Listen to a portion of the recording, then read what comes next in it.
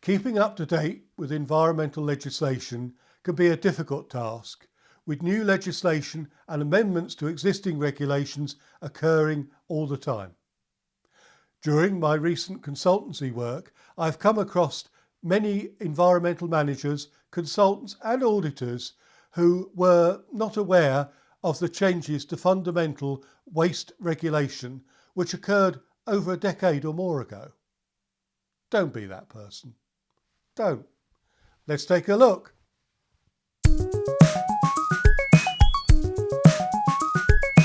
Welcome to EMSmastery, where we look at the strategies and tactics to be successful in environmental management.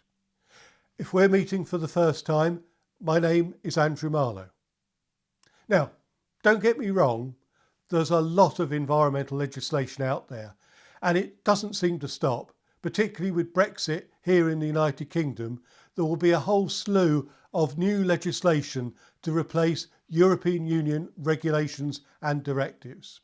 However, there is no excuse for environmental managers, consultants and auditors becoming lax or lazy and not keeping up to date with the very legislation that they need for their daily work. From my recent experiences, even basic waste regulations, which apply to almost all organisations, are often incorrectly referenced, quoted, or even misunderstood. Whilst I'm not a legal expert, I have had a long experience with environmental legislation, and I have sought to validate the contents of this episode with relevant waste experts and website resources, which I will share with you at the end of this episode. Here are 5 of the most common mistakes in waste legislation that I have seen over the past months. The duty of care, possibly the most fundamental legislation for all organisations. The legislation requires a duty of care towards the storage and transfer of waste and establishes the use of a transfer note for the record of waste transfers. How could anyone go wrong with this legislation? It was established originally in the Environmental Protection Duty of Care Regulations 1991, and it is here that its misreferencing starts, as many environmental managers, consultants and auditors have not taken the opportunity to update that these requirements are now in the Waste England and Wales Regulations 2011 for England and Wales. Separate legislation, the Environmental Protection Duty of Care Scotland Regulations 2014 apply in Scotland, and the Controlled Waste Duty of Care Regulations Northern Ireland 2002 apply in Northern Ireland. Even more importantly, the duty of care is implemented through a code of practice with separate versions for England and Wales, Scotland and Northern Ireland. Lists of wastes.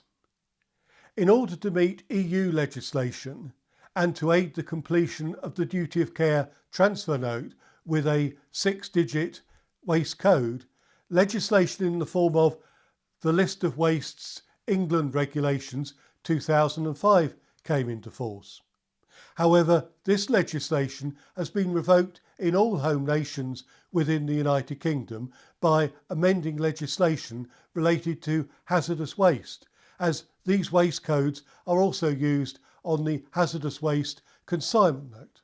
All the legislation now refers to the Commission Decision 2014-955 EU, which itself amends Decision 2000-532 EC on the list of waste pursuant to the Directive 2008-98 EC. Waste carrier legislation. In conjunction with the duty of care, the requirement for waste carriers to be registered was introduced in 1991 through the Controlled Waste Registration of Carriers and Seizure of Vehicles Regulations 1991.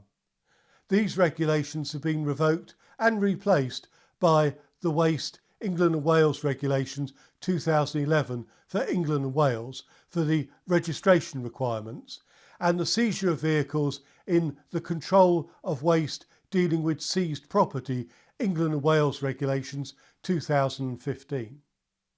However, in Scotland, the original regulations, the Controlled Waste, Registration of Carriers and Seizure of Vehicles Regulations 1991, remain in force.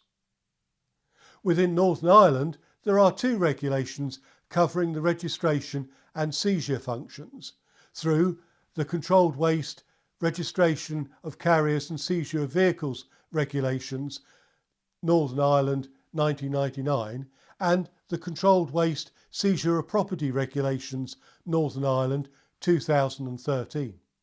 The definition of controlled waste.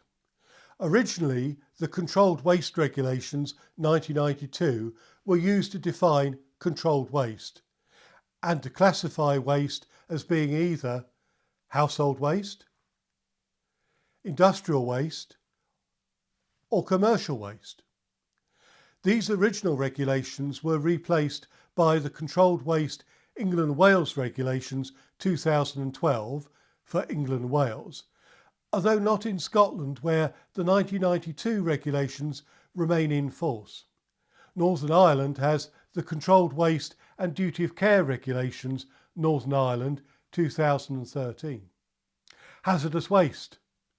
The United Kingdom has had a succession of hazardous waste regulations under the initially favoured term of poisonous waste and then special waste in the Deposit of Poisonous Waste Act 1972 and the Control of Pollution Special Waste Regulations 1980, leading to the Special Waste Regulations 1996, which has itself been replaced in 2005 in all but one home nation. The current legislation is the Hazardous Waste England and Wales Regulations 2005 for England, the Hazardous Waste Wales Regulations 2005 for Wales, the Hazardous Waste Regulations Northern Ireland 2005 for Northern Ireland, and Scotland still retains the Special Waste Regulations 1996. It is my earnest hope that this run-through of waste regulations will ensure that environmental managers, consultants and auditors will not make or even remake the same mistakes in the future. Please check the current versions of legislation and any amending regulations, as legislation may change from time to time and the contents of this episode may itself become out of date. Now to the two resources that I mentioned earlier for keeping up to date with environmental legislation. Firstly, across the United Kingdom, all legislation is available through a website resource delivered by the National Archives at www.legislation.gov.uk. For specific legislation and guidance covering Scotland and Northern Ireland, the NetRegs website at www.netregs.org.uk is a treasure trove of excellent articles and references to the legislation by business sector as well as environmental topic. Additionally, you can update on new and amendment legislation through professional institutes and paid services. So there you are, an opportunity to make sure that you don't make the same mistakes with environmental legislation when working on your environmental management system or on your legal register. Subscribe to this YouTube channel to ensure that you don't miss out on other episodes on environmental management and sustainability. Until then, thank you for listening. If you enjoyed this video, you can watch other episodes by clicking in the boxes to the top and bottom right, and you can subscribe to this channel by clicking on the link to the left. Thank you.